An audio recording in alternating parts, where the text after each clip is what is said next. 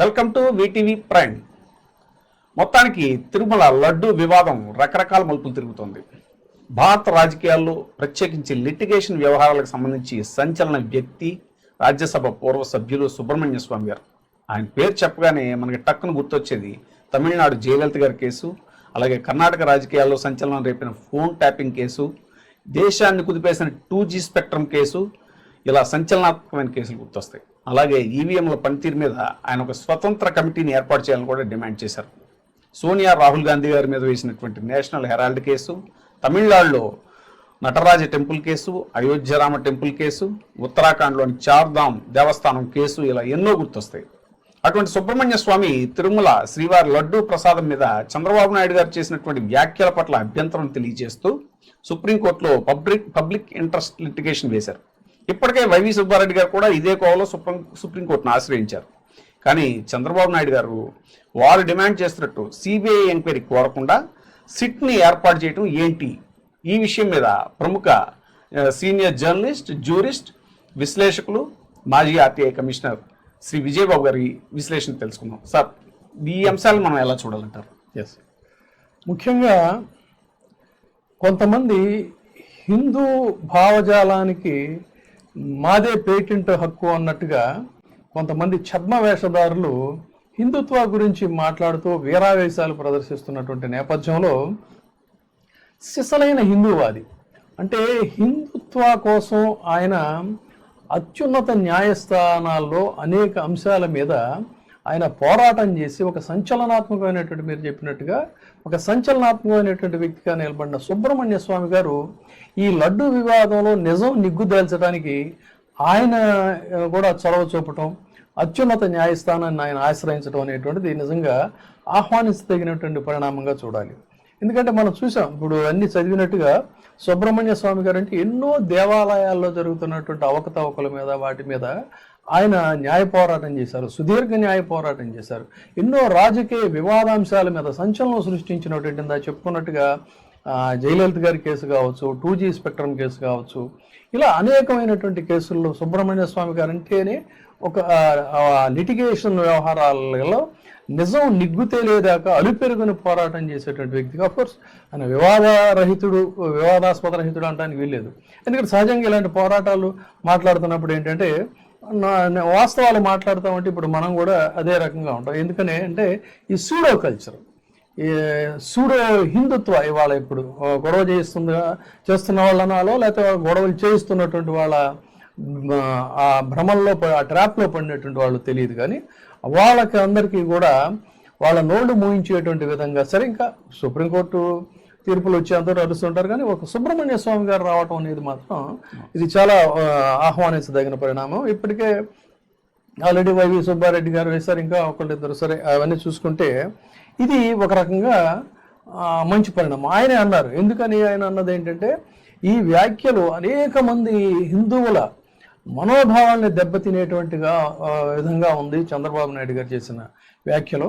కాబట్టి దీని మీద నిజం నిగ్గు తేలాలని ఆయన వచ్చారు. మనం కూడా కోరుతుంది అదే. సో అంటే ఒక తుచ్చమైనటువంటి రాజకీయ ప్రయోజనాల కోసం నిరాధారంగా, ఇక్కడ ఇంకోటి ఆసక్తిగా గమనించాలి మోహన్, నిన్నటి వరకు ఏంటంటే కొంతమంది ఒక్కసారిగా, అంటే దాన్ని ఇదంతా డిజైన్డ్ ప్రోగ్రామ్ అని కూడా అనొచ్చు. ఈ డిజైన్డ్ ప్రోగ్రాంలో మాబ్ సైకాలజీ కూడా ఎలా ఉంటుందో మనకు తెలుసు. అందులో మతపరమైనటువంటి అంశాలు అంటే చాలా సున్నితంగా ఉంటాయి. ఈ సున్నితమైనటువంటి అంశాలని జస్ట్ అలా గిల్లితే చాలు, ఎంత ఫ్లేర్ అప్ అవుతాయో మనం తెలుసుకోవచ్చు. అయితే తర్వాత ఇవాళ జాతీయ స్థాయిలో అనేక మంది మేధావులు అంటే ఏంటి, ముఖ్యంగా హిందుత్వ ప్రతినిధులుగా అనేక సందర్భాల్లో భారతీయ హిందుత్వాకి ఏదైనా భంగం కలుగుతున్నప్పుడు వాళ్ళ యొక్క గళాన్ని బలంగా వినిపించేటువంటి వారు కూడా ఇవాళ ఏం మాట్లాడుతున్నారంటే ఆధారాలు లేకుండా ఇలా అవాకులు చెవాకులు పేలడం ఏంటి, దీనివల్ల ఎంతమంది భక్తుల మనోభావాలు దెబ్బతింటున్నాయి, ముందు అర్జెంటుగా ఆధారాలు చూపించాలి. అవేవో ఫేక్ పేపర్, ఒక నార్త్లో ఇంగ్లీష్ ఛానల్స్లో జరుగుతున్న డిబేట్స్లో వాళ్ళు అడుగుతున్నారు ఇవాళ, ఇది ఒక రెప్యూటెడ్ పర్సనాలిటీస్ ఏమంటున్నారంటే అదేదో అక్కడ గుజరాత్ నుంచో అక్కడి నుంచో వచ్చిన దీన్ని బేస్ చేసుకొని చేయటం కాదు, maybe it might be created. మీరు ఆ డౌట్ వచ్చినప్పుడు 2-3 చోట్లకి మీరు పంపించారా, పంపించి ఆధారాలను తీసుకుని బలంగా ఒక సమగ్రమైనటువంటి వేదిక నుంచి మీరు మాట్లాడాలి, ఒక వేగ్గా మాట్లాడడం ఏంటి అని రకరకాల అనుమానాలు వాళ్ళు వ్యక్తం చేస్తున్నారు. సరే, అవన్నీ అలా ఉంచినట్లయితే చంద్రబాబు నాయుడు గారు చేసినటువంటి దీని మీద ఇవాళ జాతీయ స్థాయిలో మళ్ళీ అప్పటికప్పుడు ఒక ఆవేశపూరితంగా కొంతమంది మాట్లాడినా, లేకపోతే జగన్మోహన్ రెడ్డి గారిని కొన్ని రాష్ట్రాల్లో ఆయన దిష్టి బొమ్మల్ని తగలబెట్టి, ఆయన ఫోటోలను తగలబెట్టి అవన్నీ చేసినా కూడా ఇప్పుడు మెల్లగా ఏంటంటే దీని మీద ఒక చర్చ అనేటువంటిది మొదలైంది. ముఖ్యంగా ఏంటంటే సర్వోన్నత న్యాయస్థానం ముందుకు వెళ్ళింది. ఇది ముఖ్యంగా సుబ్రహ్మణ్య స్వామి గారు వాళ్ళు రావటం, వాళ్ళు ఇంటర్వ్యూ అవటం అనేది కూడా ఒక రకంగా మనం దీన్ని ఆహ్వానించదగిన పరిణామం కింద చూడాలి. సార్, అలాగే జగన్మోహన్ రెడ్డి గారిని దెబ్బతీయడానికి పవిత్ర తిరుమల వ్యవహారాన్ని చంద్రబాబు నాయుడు గారు టచ్ చేయటం, ఆయన ఇప్పటికీ సమర్థించుకునే ప్రయత్నం చేస్తున్నారు. ఇది చాలదన్నట్టు ఇంకా అల్లర్లు కూడా చేయించడం, అసలు వీటిని ఎలా చూడాలంటారు సార్?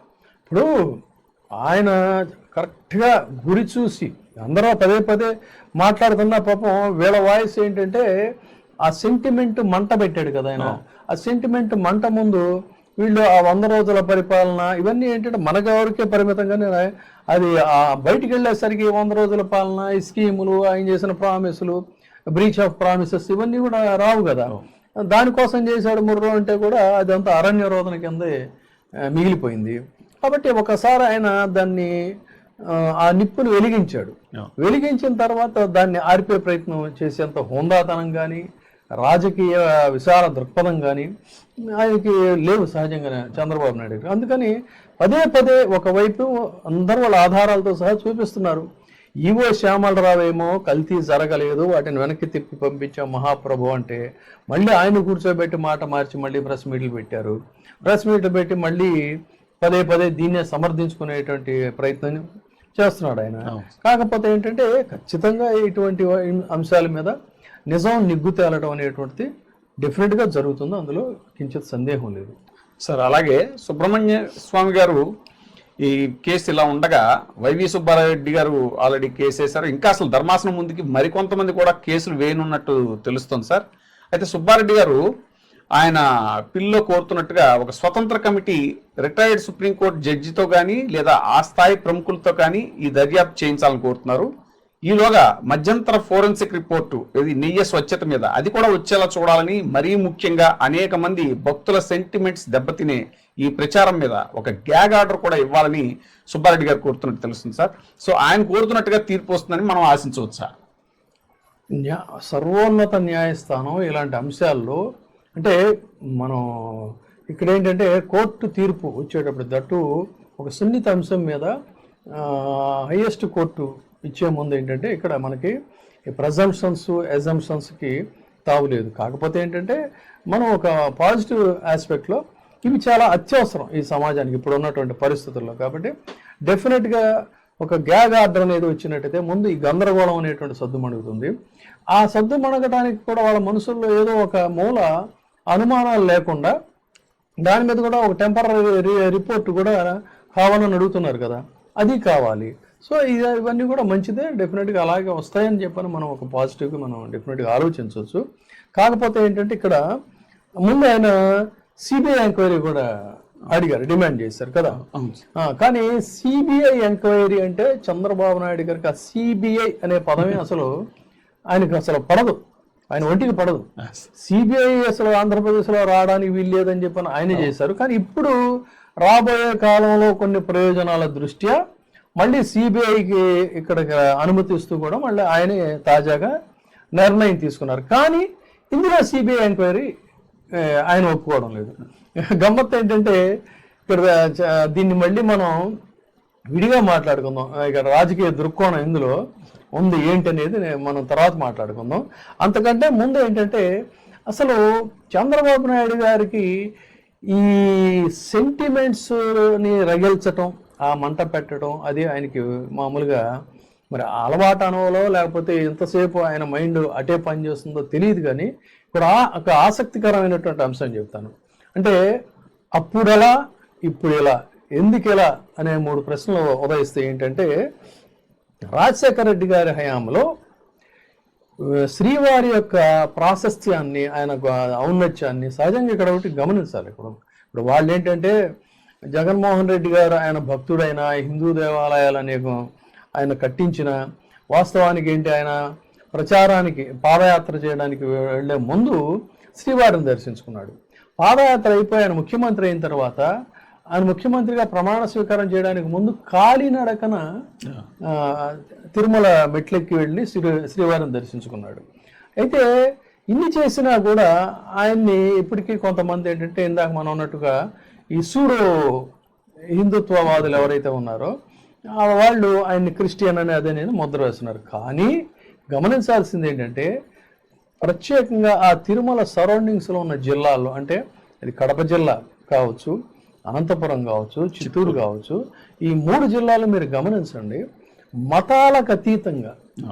అందుకనే అక్కడ వాళ్ళు ఇది పెట్టారు కదా, వాళ్ళు అది తీసుకుని వెళ్ళిన క్రిస్టియన్స్ అనేక మంది తిరుమలను సందర్శించిన వారు ఉన్నారు, డిక్లరేషన్ ఇచ్చి. ముస్లిమ్స్ ఉన్నారు అనేక మంది. సాక్షాత్ ముస్లిమ్స్ కొన్ని దేవాలయాల్లో మనకి ఈ పండగలు ఇవన్నీ శివరాత్రి లేకపోతే ఇట్లా లేదు మన వైష్ణవైట్స్కి సంబంధించినటువంటి పండగలు కానీ వచ్చినప్పుడు వాళ్ళు బురకాలు ధరించి మరి దేవాలయాలకు వెళ్ళి పూజించేత అక్కడ అసలు ఆ ఫెనటిజం అనేది మనకైతే అదృష్టవశాత్తు ఆంధ్రప్రదేశ్లో కొన్ని రాష్ట్రాల్లో లేదు ఎక్కడ కూడా. అలాంటిది ఈయనకి ఏం చేస్తాడంటే ఈయన సెంటిమెంట్స్ ఎలా ఉంటాయంటే మన రాజశేఖర రెడ్డి గారు ఈ స్వామివారి యొక్క కైంకర్యాలని ఆయన ప్రాశస్త్యాన్ని వీటన్నిటిని కూడా విస్తృతమైన ప్రచారం చేయడం కోసం, భక్తులను మరింత మందిని ఆకర్షించడం కోసం శ్రీ వెంకటేశ్వర భక్తి ఛానల్ అనేటువంటిది ప్రారంభించారు. ఆ వెంకటేశ్వర భక్తి ఛానల్ ప్రారంభిస్తే దాని మీద ఈయన ఆ రోజున అసెంబ్లీలో పెద్ద గొడవ చేశాడు. భక్తి ఛానల్ నేను అడుగుతున్నా, ఎందుకు వచ్చిందంటే అవసరం భక్తి ఛానల్ 15 ఛానల్స్ ఉన్నాయి. అడిగితే ప్రతి ఒక్కరు 2-3 గంటలు కావాలంటే వెంకటేశ్వర స్వామి ప్రమోషన్ చేయమంటే అందరూ చేసే పరిస్థితి వస్తుంది. 42 కోట్లు ఖర్చు పెట్టారు. మీకేం స్పెషాలిటీ ఉందా? నేను అడుగుతున్నా, ఎందుకు వచ్చిందంటే అవసరం భక్తి ఛానల్ 42 కోట్లు ఖర్చు పెట్టారు. మీకేం స్పెషాలిటీ ఉందా? ఏమిటి అసలు ఇది 44 కోట్లే అంత పెట్టి దీన్ని ఖర్చు చేయాల్సిన అవసరం ఉంది. ఓలేని ఛానల్స్ ఉన్నాయి, ఒక్కొక్కడికి 2-3 గంటల సేపు ఇస్తే సరిపోదా, దీన్ని వృధా చేస్తున్నారని ఆ రోజున కూడా ఈయన గొడవ చేశాడు. మరి ఎందుకో ఆయనకి పడదు. సరే, ఇక మనకి తెలుసు కదా, ఒక ఎంతో ప్రాశస్త్యం ఉన్నటువంటి చరిత్ర ఉన్నటువంటి 1000 గాళ్ళ మండపాన్ని మొత్తం ఆయన భస్మీపటలం చేసేసాడు. అది అసలు భక్తి అంటే కనీసం స్వామివారి పట్ల భక్తి ఉన్నప్పుడు అనివార్యంగా అక్కడ ఏదైనా ఒక చిన్న విగ్రహాన్ని తొలగించాలన్నా కూడా వాళ్ళ మనసు అంగీకరించదు. అటువంటిది 1000 గాళ్ళ మండపాన్ని ఆయన కొట్టేసేసాడు. సరే, ఇవన్నీ వదిలేద్దామండి. వదిలేసేసి నిన్నటికి నిన్న యువమోర్చా, బీజేపీ యువమోర్చా ముసుగులో నిజంగా బీజేపీ వాళ్ళే చేస్తుంటారని నేనైతే అనుకోను. సిసలైన హిందూవాదులైతే, హిందుత్వ భావజాలాన్ని జీర్ణించుకున్న వాళ్ళైతే. కానీ చంద్రబాబు నాయుడు గారు లేకపోతే టీడీపీ నాయకులు ప్రేరేపించినటువంటి వారు కొంతమంది ఎవరైతే వెళ్ళారో వాళ్ళని ఇవాళ ఒక్కసారి మీరు నిజంగా యువమోర్చా అయితే ఒక్కసారి ఆలోచించండి. అమిత్ షా గారు కేంద్ర యూనియన్ హోంశాఖ మార్చులు ఆ రోజున వారు స్వామివారిని దర్శించుకోవడానికి కుటుంబ సమేతంగా వెళుతూ ఉంటే ఆయన వాహనం మీద రాళ్లు విసిరించినటువంటి సందర్భం మనం చూసాం. రాజకీయాలుగానే చూడాలి.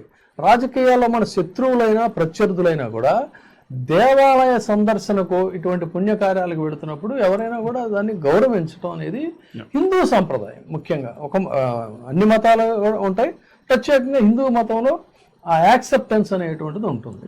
మరి ఆయన వాహనం మీద రాళ్లు విసిరించినటువంటి చరిత్ర చూసాం.